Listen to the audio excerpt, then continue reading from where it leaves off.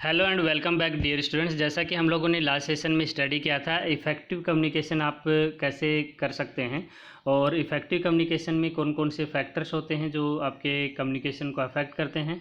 और साथ ही मैंने आप लोगों को बताया था कि आपको याद रखना है 7 C's जो हैं वो आपके कम्युनिकेशन में अगर होते हैं तो आपका कम्युनिकेशन बहुत अच्छा हो जाता है।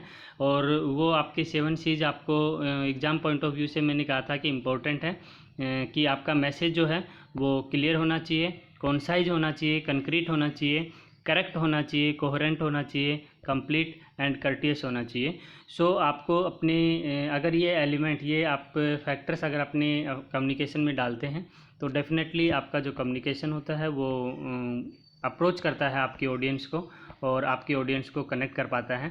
इन अ सेम सीक्वेंस आज हम लोग स्टडी करने वाले हैं verbal and non verbal communication. So verbal communication क्या होता है? देखिए, वर्बल कम्युनिकेशन जो कम्युनिकेशन जिसमें हम अपनी इन्फॉर्मेशन जब शेयर करते हैं, रिसीवर या सेंडर जब इन्फॉर्मेशन शेयर करता है वो वर्ड्स की फॉर्म में करता है। और वर्ड्स की फॉर्म में आपका जो कम्युनिकेशन है, आपका जो शेयरिंग ऑफ आइडियाज़ है, शेयरिंग ऑफ इन्फॉर्मेशन है, वो आप बोल के भी कर सकते हैं और लिख के भी कर सकते हैं। यानी कि both speak and write is a method to share your information with the sender और रिसीवर, राइट।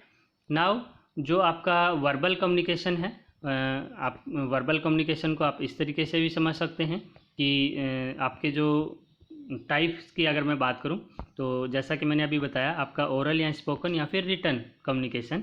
सो ओरल और स्पोकन कम्युनिकेशन को अगर एग्जांपल के तौर पे आप समझेंगे तो या तो आप फेस टू फेस किसी से बात करते हैं, फॉर एग्जांपल आपके दोस्त हैं, आप घर पे किसी फैमिली मेम्बर से बात कर रहे हैं, ओके, पब्लिक में आप किसी को स्पीच कर रहे हैं, स्पीच दे रहे हैं, तो वो आपका क्या कहलाता है? आपका ओरल स्पोकन कहलाएगा। नाउ आप किसी के साथ फ़ोन पे बात कर रहे हैं, दैट इज़ ऑल्सो है ओरल और स्पोकन कम्युनिकेशन। क्लासरूम टीचिंग है, अगर हम लोग क्लास में टीचर आपको पढ़ा रहा है तो वो भी आपका किस में आता है? स्पोकन कम्युनिकेशन के अंदर आता है। यानी कि इसमें हम लोग शेयरिंग ऑफ इंफॉर्मेशन किस तरीके से कर रहे हैं, आपका जो है जनरली फेस टू फेस हो सकता है या फिर आपका टेलीफोनिक हो सकता है या फिर क्लासरूम टीचिंग है। This is a kind of spoken communication. जब हम बोल के किसी को समझाते हैं, बताते हैं, वो आपका स्पोकन कम्युनिकेशन के अंडर आता है। दूसरा आपका रिटन कम्युनिकेशन होता है कि आप किसी के क्वेश्चन का आंसर लिख के दे सकते हैं, आप किसी से क्वेरी कर सकते हैं, वो भी रिटन में कर सकते हैं। और उसके लिए आप जैसे कोई लेटर लिखते हैं, नोट्स आप बनाते हैं, किसी को ईमेल करते हैं, मैसेज SMS किसी को करते हैं, शॉर्ट मैसेज सर्विस जिसको हम कहते हैं। आप किसी को फ़ोन पे कोई मैसेज लिखते हैं, उसका को वो जो रिसिपेंट है वो उसको रेस्पॉन्स करता है।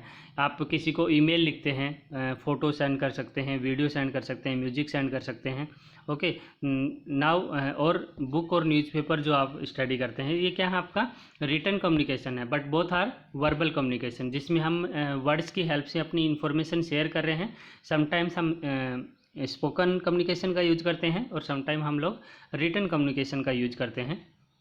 नाउ एडवांटेज क्या होता है वर्बल कम्युनिकेशन का? सबसे पहली चीज़, ये जो मेथड है वो इजी होता है एंड क्विक होता है। यानी कि आपका जो रिसिपेंट है वो आपका क्विक रेस्पॉन्स आपको देता है। आपकी ऑडियंस आपके साथ है तो वो आपको तुरंत आपका जवाब दे देते हैं। नाउ डिसएडवांटेज की अगर मैं बात करता हूं तो डिसएडवांटेज में verbal communication is cultural difference. कई बार ऐसा होता है, देखिए, अगर आप साउथ में किसी कैंडिडेट से बात करेंगे तो हो सकता है उसको हिंदी नहीं समझ में आती है और वो मलयालम जानता है, तो आपका कम्युनिकेशन बैरियर हो जाता है वहाँ पे। और उस केस में आपको ज़रूरी है कि जो म्यूचुअल लैंग्वेज है उसका यूज़ किया जाए। I will also talk with him और हर इन इंग्लिश सच दैट उसे समझ आए कि मैं क्या कह रहा हूँ और उसको रेस्पॉन्स करने में भी आसानी हो। तो ऐसे केस में जो है कल्चरल बैरियर्स जो हैं वो ज़्यादा हो जाते हैं आपके वर्बल कम्युनिकेशन में, और उसको ओवरकम करने के लिए या तो हम कोई म्यूचुअल लैंग्वेज का यूज़ करें जो दोनों को समझ आती है, ऐसी लैंग्वेज का यूज़ करें, दूसरा या आप ट्रांसलेटर का यूज़ करें। तो इस तरीके की समस्याएं आपके पास वर्बल कम्युनिकेशन में जनरली देखने को मिलती हैं। पब्लिक स्पीकिंग वो भी आपका वर्बल कम्युनिकेशन का ही पार्ट है, और पब्लिक स्पीकिंग के लिए सबसे इम्पोर्टेंट है कि आपको 3 P's का यूज़ करना होता है, प्रिपेयर, प्रैक्टिस एंड परफॉर्म। देखिए जब भी पब्लिक स्पीकिंग की बात आती है तो स्टूडेंट्स इसको लेकर नर्वसनेस फील करते हैं। एक किसी बच्चे को बुलाओ आप बोर्ड पे और उससे कहो कि आपको एक पर्टिकुलर टॉपिक पे स्पीच देना है, तो स्टूडेंट जनरली क्या होता है, नर्वस हो जाता है। और उस नर्वसनेस को कम करने के लिए आपको ये 3 P's का जो फॉर्मूला है वो यूज़ करना है, और ये 3 P's हैं, प्रिपेयर, प्रैक्टिस एंड परफॉर्म। यानी कि जब भी आपको पब्लिक स्पीकिंग करनी है तो आपको अपना टॉपिक प्रिपेयर करना है, यानी कि जो टॉपिक आपको पब्लिकली डिलीवर करना है उसके बारे में आप सोचें, और लिसनर्स क्या सुनना चाहते हैं आपसे उसके बारे में आप सोचें, और लिसनर्स को आप किस तरीके से डिलीवर करेंगे अपना मैसेज कि उनको अच्छे से समझ आए, उस पर आपको वर्क करना है। And write what you plan to say, आप उसको प्लान करें कि आप किस तरीके से अपने टॉपिक को एलैबोरेट करेंगे। नाउ प्रैक्टिस, जब भी आप पब्लिक स्पीकिंग के लिए जाएं उससे पहले एक बार प्रैक्टिस करें कि आप अपने एंड पे, वो चाहे आप मिरर में देख के करें या फिर आप किसी फैमिली मेम्बर के साथ रिहर्स करें, और वो आपको उसका इम्पेक्ट आपको देखने को मिलेगा जब आप पब्लिक स्पीकिंग के लिए या फिर आप क्लासरूम में आपको टीचर बुलाता है तो उस पर जनरली इसका इफ़ेक्ट पड़ता है कि आपने किस तरीके से अपने टॉपिक को प्रैक्टिस किया है। एंड देन परफॉर्म, जो अगर आपने अच्छे से प्रिपेयर किया है, प्रैक्टिस किया है, तो आपकी परफॉर्मेंस में वो चीज़ नज़र भी आएगी। ओके, और उस केस में आपकी नर्वसनेस आपसे कम हो जाती है क्योंकि आपने उस टॉपिक को अच्छे से समझा है और उसके बाद आप उसको किसी को डिलीवर कर रहे हैं। सो ये तो बात हुई वर्बल कम्युनिकेशन की। नाउ अगर नॉन वर्बल कम्युनिकेशन की बात की जाए तो नॉन वर्बल कम्युनिकेशन में क्या होता है, जैसे वर्बल कम्युनिकेशन में हम लोग कह रहे हैं कि आपका ओरल स्पोकन हो सकता है, ओरल या स्पोकन हो सकता है या फिर रिटन हो सकता है कम्युनिकेशन, यानी कि आप किसी भी कैंडिडेट से डायरेक्ट इंटरेक्ट करते हैं।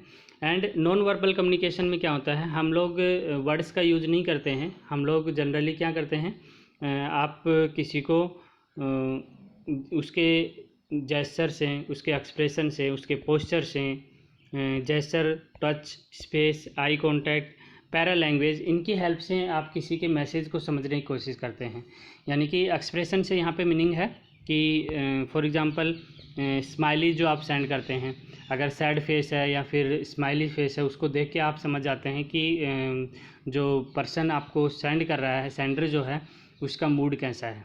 ओके, पोस्चर यानी कि अगर कोई किसी के कैंडिडेट का या तो आप साइन उसका सिंबल बना है या फिर आपके सामने कोई कैंडिडेट खड़ा है, उसका पोस्चर क्या है, वो उसको देख के आप बता सकते हो कि वो कैसा फील कर रहा है, सैड है, हैप्पी है, राइट।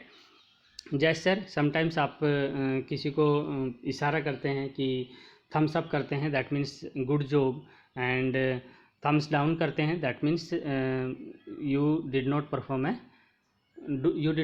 वेल।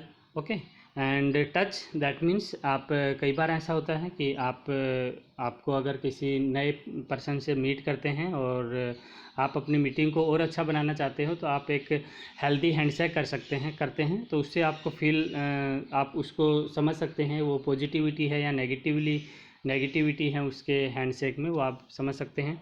स्पेस से यहाँ पे मीनिंग है कि आप कितनी क्लोजली, अगर क्लोज फ्रेंड होंगे तो वो पास में हमेशा जब भी इंटरेक्शन करेंगे तो बिल्कुल पास में या फिर गले लग के बात कर सकते हैं। बट अगर आप किसी स्ट्रेंजर से बात कर रहे हैं तो आप डिस्टेंस मेंटेन करके बात करते हैं। दिस इज़ सिनेरियो, यानी कि इसको देख के आप समझ सकते हैं कि दो पर्सन्स के बीच में जिनके बीच में कम्युनिकेशन हो रहा है, उनके स्पेस से आप बता सकते हैं कि आप किस तरीके से इंटरप्रेट करते हैं आप उस चीज़ को कि उनका जो रिलेशन है वो किस तरीके का है। आई कांटेक्ट है कि आप आई कांटेक्ट अगर आपसे कोई बना के स्टडी कर रहा है या आपकी बात को सुन रहा है, दैट मीन्स वो आपके जो टॉपिक है उसमें इंटरेस्ट ले रहा है। पैरा लैंग्वेज में जनरली हम लोग जो साइन लैंग्वेज का भी कह सकते हैं यूज करते हैं। ओके, सो बात करते हैं जो आपका नॉन वर्बल कम्युनिकेशन होता है, यानी कि हम लोग इसमें वर्ड्स की हेल्प से नहीं करते हैं कम्युनिकेशन। जनरली हम लोग बॉडी मूवमेंट के बिहाफ पे हम लोग डिसाइड करते हैं कि जो इंटरप्रेट करते हैं किसी भी टॉपिक के बारे में या किसी भी जो भी आप समझाना चाह रहे हो वो बॉडी लैंग्वेज की हेल्प से हम लोग समझाते हैं। So we can say that जो हमारा मैक्सिमम नॉन वर्बल कम्युनिकेशन होता है वो हमारा एक्सप्रेशंस की हेल्प से होता है, और आपका कुछ पोर्शन होता है वॉइस कंट्रोल की हेल्प से होता है। वॉइस कंट्रोल में जैसे वॉइस है, उसका टोन है, आप किस पोज करते हैं या फिर हाई कंट्रोल करते हैं उसको, एंड बहुत कम होता है जो वर्ड्स की हेल्प से होता है, और जो वर्ड्स की हेल्प से होता है वो हमारा क्या हो जाता है, वर्बल कम्युनिकेशन में पार्ट में आ जाता है। बाकी आपके क्या होते हैं, नॉन वर्बल पार्ट में आते हैं। Okay, now non verbal communication जो है वो जैसा कि मैंने अभी आपको बताया, जैसे आप हैंड्स के मूवमेंट से, जेस्चर से बता देते हैं कि अगर कोई आपकी तरफ हैंड रेज कर रहा है दैट मीन्स ग्रीट कर रहा है, और कोई आपकी तरफ फिंगर पॉइंट कर रहा है दैट मीन्स गुस्से में वो आपको कह रहा होगा।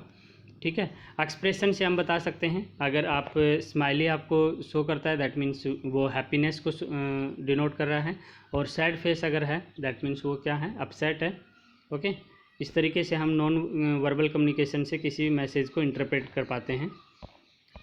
सो नॉन वर्बल जो कम्युनिकेशन है उसके टाइप्स की बात करूं तो पहला जो है वो आपका फेशियल एक्सप्रेशन, जो फेशियल एक्सप्रेशन के बारे में जैसे हम लोग बता रहे हैं, हैप्पी है, सैड है, क्राइंग है, ये स्माइली जो आप मैसेज जब किसी से करते हैं तो आप ये भेजते हैं, और इससे हम लोग इंटरप्रेट कर लेते हैं कि जो आपका सेंडर है वो उसका मूड क्या है। ठीक है, बॉडी पोस्चर की हेल्प से हम लोग समझ लेते हैं कई बार कि आपका अगर आपकी बॉडी जो है रिलैक्स्ड है, शोल्डर स्ट्रेट हैं, ओके, देन आपका क्या रिएक्शन होगा, या फिर आपके हैंड रेस्ट पोजीशन में है और आपके फीट से रिलैक्स्ड पोजीशन में है, देन आपकी क्या इंटरप्रेट कर रहे हैं उसको। सो अलग अलग पोजीशंस में हम लोग अलग अलग उसको इंटरप्रेट करते हैं। बॉडी लैंग्वेज से जैसे अगर आपको कोई हैंडशेक कर रहा है या फिर आपको हैंड वेव्स कर रहा है तो उससे हम लोग समझते हैं कि वो हाई या हेलो आपको कर रहा है। ठीक है, बॉडी टच जैसा कि अभी मैंने बताया आपको कि सेक हैंड जो है अगर फर्मली है या फिर उसका जेस्चर कैसा है और किस तरीके से उसने आपसे हैंडशेक किया है, वो आपका डिपेंड करता है कि आपका कैसा कम्युनिकेशन आपके बीच में है।